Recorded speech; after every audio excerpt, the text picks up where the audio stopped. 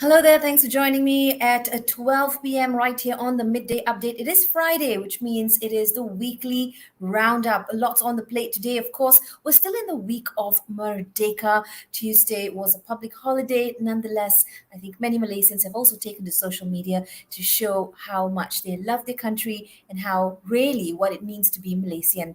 Of course, one of the biggest words there when we talk about being Malaysian is unity. That is almost in our DNA to a certain extent. And so that's one of the topics today as well. Unity being key to the Malaysian fabric. Also talks on herd immunity and booster shots. We'll be discussing that. And budget 2022. That's right. It's about that time of the year again. This time it'll focus on the recovery and economic reforms. I'd like to bring in my partner in crime for today, none other than Gerard Ratnam, of course, executive producer of the show, and of course, my colleague.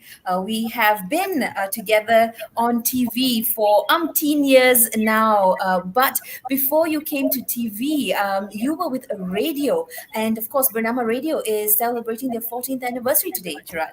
Right. Happy birthday, Bernama Radio. They've done well. 14 years of, evolving and changing and, making things better as they move along. Of course, sometimes it's really hard to do that. But as a radio station, you always have to be in the up and up because all you're doing is giving people, telling people stories through audio. And that's quite a tough job. You need to really be a storyteller in order to be able to do this. And I guess all my colleagues, I still call them my colleagues at radio, as you can see on screen here.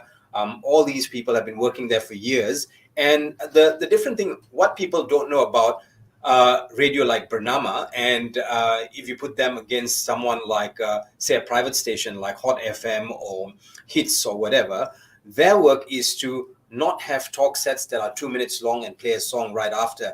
Their work is to, if someone is missing, you start to build that story. Okay, who's this person? Where's this person from? A little bit about the family. And a talk set can take about 15 minutes. And it takes a couple of years for you to get into that. And I come from radio from RTM. So my birth in radio was with Radio 4, formerly known as Blue Network. And then they morphed to Trax FM. Until today, I don't know what Trax FM means. But having said that, when I came here, I thought I knew everything I could have known about radio. And when I got into Bernama Radio, it was, a baptism of fire of sorts for me, simply because you had to relearn things. Talk sets was not 2 minutes. You had to read. You had to be on the ball. You had to understand pronunciation.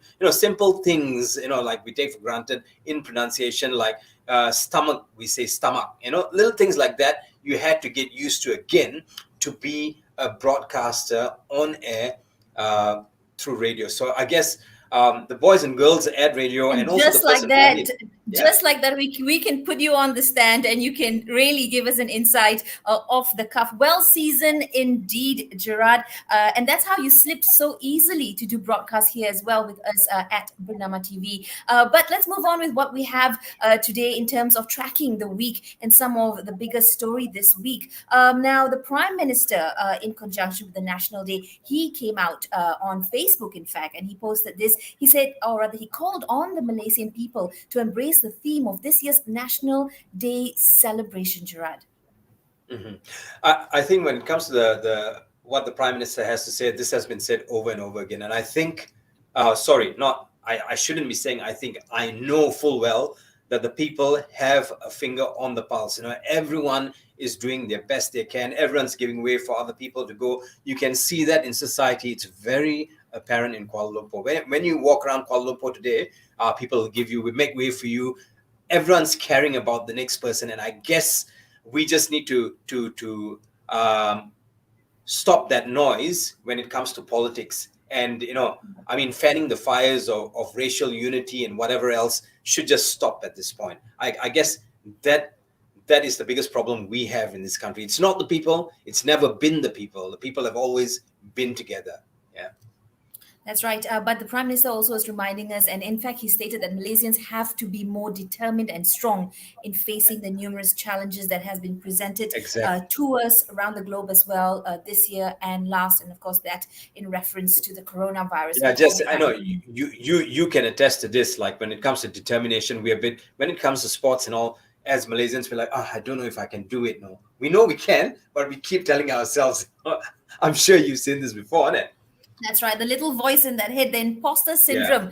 But that's a whole topic for another day. Much to talk about. I believe Nordin Abdullah is joining us right now. And he was a little late to the broadcast today, but Yeah. that is Nordin doing a Hey hundred things guys, at hey one time. guys. How are you? That's the problem with Crisis. Sometimes it pops up when you're just about to go live on air. Yeah. He's late to the party with bad audio. You see, the things we have to My deal with. And apologies. lighting, we can do something about your lighting. That's mine as well. It's getting a bit gloomy outside. But hey, look, whatever said and done, as a nation, the Prime Minister is reminding us that the fight must continue because we need to restore our economy, we need to improve the well-being of the people and gain confidence of investors. What's your opinion on this, Nordin?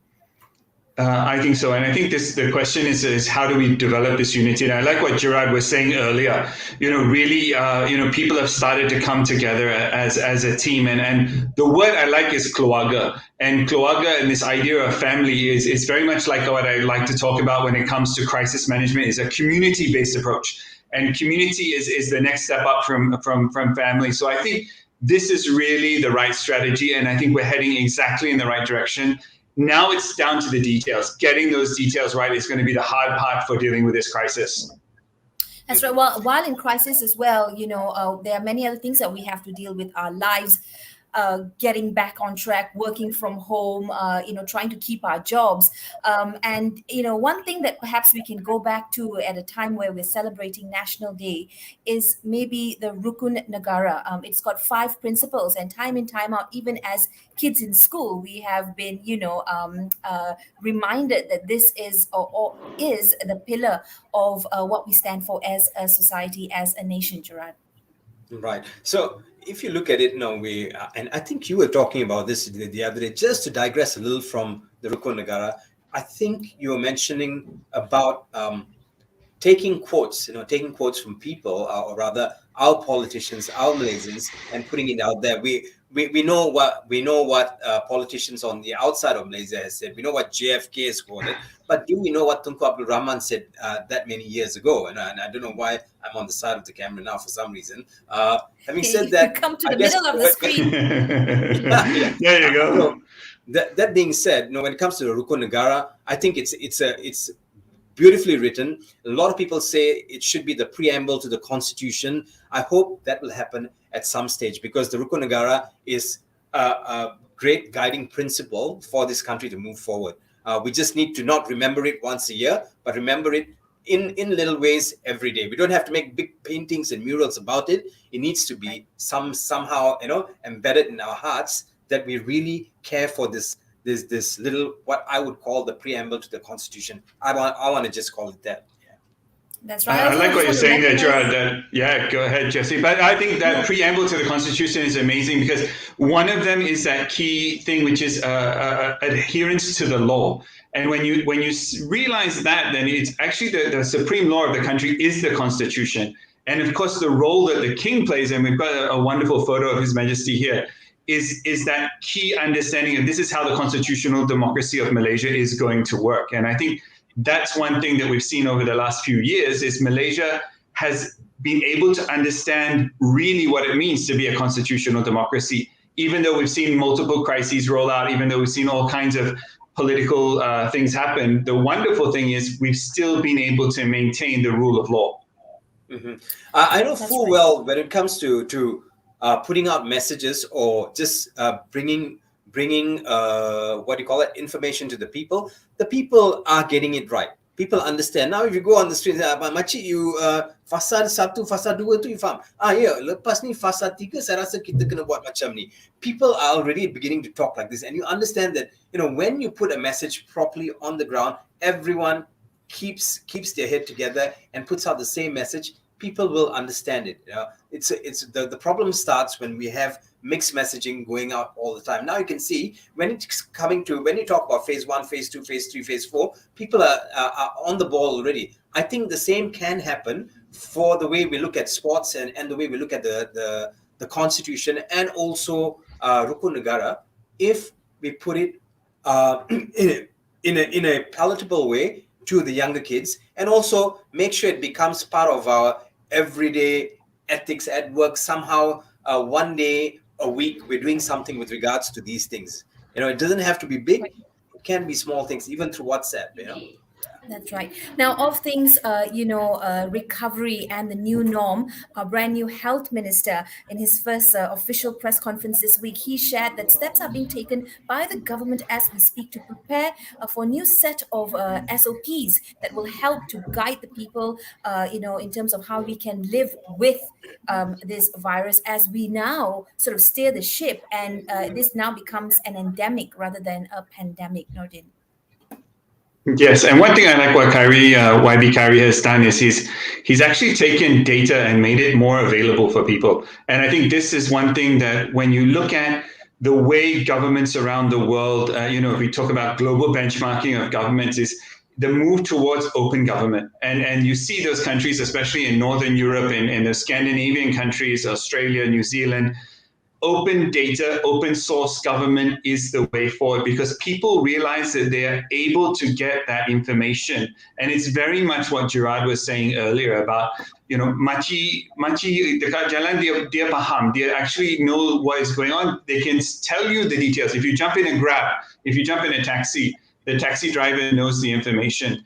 And that's really about also what the Prime Minister talks about in terms of the crisis response at a family level. So it's about responsibility. And when you start to build this belief of responsibility, you have this different social contract. And when you get a different social contract, you get a different result. Mm-hmm. Say whatever you will. Sorry, so I just have to butt in here, but say whatever you will. But the way forward for this country right now is to not look at someone else and say, oh, this is wrong, that is wrong. And I think people are slowly, it's a painful way of understanding things, but everyone's slowly beginning to understand that COVID doesn't pick who it's going to attack. It's going to attack anyone and everyone. And everyone needs to get off which that. Brings me to the topic of herd immunity. Now, the minister said in terms of timeline, the ministry or health ministry will wait until October for nationwide herd immunity to be achieved before deciding on any transition. But we talk about new normal. We talk about embracing how we were with the My Sejahtera app initially. There were so many people that didn't even have the app, didn't even know how to make use of it. We've come to a point right now where the My Sejahtera app is going to be rolling out an update that will be able to sort of give us more information in terms of better risk levels, vaccination status display all at once. So all that again is happening as we speak, and new updates and improvements will happen in the next few weeks as well. So I think officially it's come to a point where we are living in this way. It's no more trying to adapt. It's no more waiting for this cloud to blow over. This is it. Exactly. Better data will make better decisions. So the more data that we can get that is consumable for those individuals who can make better decisions, we will see better results. Right. I sincerely think, while we're talking about herd immunity and My Sejahtera, I sincerely think that My Sejahtera has to step it up a notch with regards to getting people their certificates or the e-certificates, because we came across a case. So we had a couple of people call us this week right here on the current affairs desk, and they were talking about not being able to go anywhere without your e-certificates. Okay, you've got the one on a card that's in your pocket, but apparently when you show that to shops, they will not allow you to go in, or they will not give you let you enter, simply because they want to see the e-certificate. So if there's anything that needs to be stepped up, if people had their 2 jabs, that we must ensure that they get their e-certs as soon as possible. This is something that needs to happen very quickly, because the jab rate in the country, the percentage is going up, and we're very close to herd immunity. Thanks once again to KJ. He's done a great job with that. But people working behind and supporting need to be on the ball and make sure they're pushing just as fast. Yeah. Right. So, Gerard, I wanted to ask Jessy something. Jessy, could I ask you before we move on from that point? Because one thing I want to ask you is, as a mother, how do you feel? How do you feel when you take your kids out, or are they going to be at home this whole time? how are I'll you tell you a going to funny shift in story. that? Yeah. We had to go to the grocers yesterday, and they needed some new footwear, even though they're in the house and they're going to school in the during the day. It was so funny. We actually asked the shop if we could bring the footwear to the car, and try it on them while they were in the car. So they're not allowed into any grocery store or malls and whatever said and done. I'm happy that the SOPs are strict about that, but I'm also, of course, a bit not disappointed, but I worry for them because so many kids are missing out on just life. While having said that, I will want to wait, and if that means they have to remain indoors and at home, then I will wait till we have better data, better information in terms of when Right. children that young would get So sorry, we're vaccinated. digressing here, and we're not following script. But I'd like to pick up on what Jesse said, and yeah, I keep while trying to lots bring of you kids, guys back, but yeah, yeah, yeah, that's great. Not while today, kids are Jesse. missing out, while kids are I'll missing just out, chuck this. Yeah. so while kids are missing out on a life or whatever, I too do totally understand that. Now, if we do a bit of introspection or retrospection, and go back in time and take a look at how it was like when my mother saw World War II. What was it like for them to not have a life then as kids? Things were harder then. I think by looking back and by people retelling these stories, because there was a point when we used to laugh and said, no, we used to eat tapioca during the Japanese time, and we're like, yeah, we've heard this before. Today we know, we might well be eating tapioca, some of us, because of losing our jobs, so on and so forth. So I guess storytelling from then and how people survived then, just psychologically, will probably help our generation cope with it, I guess. Yeah, that's a Nice good point, point. actually. That Yeah. Yeah, I think, and everyone thinks that their suffering is the heaviest. But if you walk a mile in your mother's shoes, she will tell you, she wasn't worried about some virus. She was worried about guns, bullets, and bombs falling on her head. So a very real and very graphic reality that was in living memory. So I think Malaysia has this amazing ability to remain resilient, and you see how the community is, and I use the word communities, have come together as one family. It's starting to become a very good response in that sense. Right. Okay, Right, Jess, I know gentlemen, you now want to to move go on. back to the National Immunization Program and its success. And, we are just September, October. So we're just, literally days away from achieving herd immunity, or at least that's a target. I want to talk a little bit about Malaysia in terms of the weighing on the need to administer booster shots. We've seen this happening in other countries where booster shots have also been mixed in terms of the brands. And now we know that there are a set of people who are going to assess the need for a third shot, and this is expected to give. They're expected to share their opinion by month end. So things are moving quite fast there as well. In terms of when we look at Singapore, they are also looking to administer booster shots or your third shot. Mm-hmm.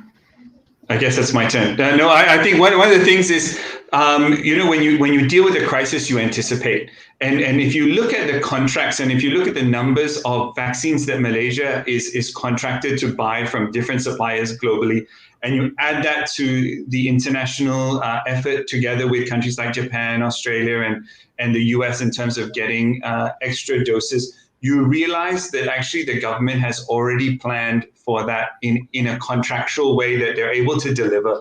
And if you look at the problem that we actually had in Australia, was they didn't have enough vaccine to do the job, even for their first 100, to get to 100%. So the Right. fact that Malaysia's actually got this sorted out and on a contractual level means they're able to deliver it when the time comes. Okay, but I I want to think talk about sort of the percentage-wise, balance here. Go yeah. go ahead, Gerard. Yeah, I think percentage-wise, we're doing a little better than Australia. Of course, our cases are high, but in terms of vaccination rate, I think we're doing really well. And this was also seconded by Deborah McKenzie. She writes for the Scientists of the New Science, and we've interviewed her before. She said Malaysia is doing really well when it comes to immunization. So I don't think we have a problem with immunization, just the things on the We periphery. Yeah. That's right. We had a rate of 500,000 or more, every day who are getting vaccinated. Now, listen, the balance of this, global health advocates, they are saying Booster shots should be dismissed because there needs to be equal distribution for doses in the first place for the first and second dose. So in terms of trying to handle a crisis and trying to look at how we can further protect ourselves, how do we sort of view this or weigh Right. this, Nordin? Right. So if we look at what's happening and the comments YBKJ has been putting out, they're also, keeping their eye on the ball, looking at what's happening with WHO and also looking at our cases here, especially with the Delta variants. And they're looking out at data which would suggest that the booster shot is going to work. No, you don't want to take a booster shot and find out that it's not working with the variants, and that's going to even that's going to irk people a lot more. So we really have to be careful on what we do and not rush the booster shot. And just let WHO take the lead, and we do what we can on our end, or at least that's the way I see it. Mm-hmm. And I think one of the things that WHO is talking about, they're talking about the global the global number and the global reality. So I think for that, I think Malaysia has to do its part to get to 100% or as close to 100% as possible. But then you see a lot of countries in terms of this COVID-19 diplomacy and vaccine diplomacy, sharing with our neighbors who need to get that. And we've seen some countries who have started to shift some of their strategic stockpiles that are not being used in time to quickly boost up other countries. So there will be this dynamic, and it's actually very dynamic. And I think that's where we see those developing countries. Malaysia is actually in that top part of what's going on in ASEAN. So we're actually ahead of the curve. And this is one thing that we've got to remember, that we're ahead of the curve, but we can't take that for granted. That's right. Well, very quickly, I just want to quote the Malaysian Health Physicians Association. They say that giving a booster shot to increase the efficacy for someone who already has protection should not be priority over those who have zero protection. So I guess that kind of, Exactly. yeah. Okay, moving on now. We know that the Prime Minister earlier this week as well came out to announce that phase 1 payments for the special aid will be made in stages beginning September 6th for B40 and M40. So a total of 3.1 billion, is basically being put here. And phase 1 of this process will commence soon, and it will all sort of, be expected to be completed in just a week's time. So while all this rollout is happening, we also look at what's coming up next month. Perhaps one of you would like to weigh in as well with the national budget 2022. I know for a fact it's meant to restore our investors to look at how they would want to spend their money here in the country. It also is to uplift domestic demand. All this being a I'd like to quote priority, Nordin but here. how do we put that in focus when the people Yeah, feel so much? I have to take this one. I'm not an economist, and I'm not going to elaborate on how much should be spent. But I know this as a broadcaster, as we reach closer to the national budget to be announced or to be tabled, we'll always have a problem of language being mixed up and spewed out onto the people, and it will somehow cause a stir panic. So Nodin always said people like to capitalize on gotcha moments, So we need to be careful of that. When the government puts out a budget or tables a budget, instead of you're wrong here, you're wrong there. I think feedback is very important. Now is the time to give feedback, because in a couple of weeks you'll have economists or subject matter experts talking about it and saying, shoulda, coulda, woulda, all these kind of things. But what we need to understand is this year is not the year to do so much of that, but to give as much feedback as we can. So if I'm a subject matter expert, I'm going to write to somebody, give him or her my thoughts. Yeah. I agree. I think no political gotcha moments. What we want is constructive discussion and solutions. Don't talk about the problem, talk about the solution. So if you've got a solution, put it on the table. Don't tell us the problem. We already know the problems. Okay, gentlemen, we don't have much time left on the clock. The team in the background, they are sort of, even though I don't wear the earpiece when we're working from home, but nonetheless, they have a way of reaching me. Let's talk about what's happening in Tokyo. A lot of buzz this week, a lot of wins as well. But I want to take you both back to Tuesday when the entire World Sports Arena was rocked by a shocking incident after Mohammad Ziyad was denied the gold medal. So they say what they're saying now is rules are rules, and he was late to the call room, and that's that. Right. Okay, so I'm going to take this one really quickly. Of course, the details are still very murky to me, but once the person's in the room and already out on the podium getting his prize, I think they should have called it even before he got on that podium, or rather, as soon as he didn't get to the room on time, they should have called it then, not after, or at least maybe there's more information to this, but that's what I think. Exactly. I'm with you there, Gerard. If he was late, then don't let him compete. And you've already given him the medal. Keep it around his neck. It's heartbreaking for any athlete to walk away. But regardless, he's a national hero. And I think that's Absolutely. one thing that they can't take away from him. We still recognize the effort and we recognize that gold medal. So social media was a buzz. Twitter, of course, lots of people voicing out their feelings. They say that he was robbed of the gold medal. But gentlemen, we've got a great week ahead as well. Lots of things trending here in the country, lots of things to watch out for. And of course, we will bring all our viewers the very best, the most verified and updated news. Thank you, Gerard. Thank you, Nordin. Till we see you again. Happy weekend to all. And if you're probably watching this, it's a repeat from Friday. So it's a weekend edition. But hey, we are all on Twitter.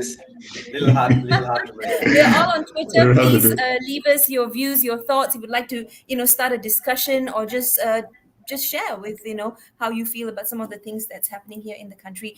Till next week, gentlemen. See you. Take care. Stay safe. Bye-bye. Likewise.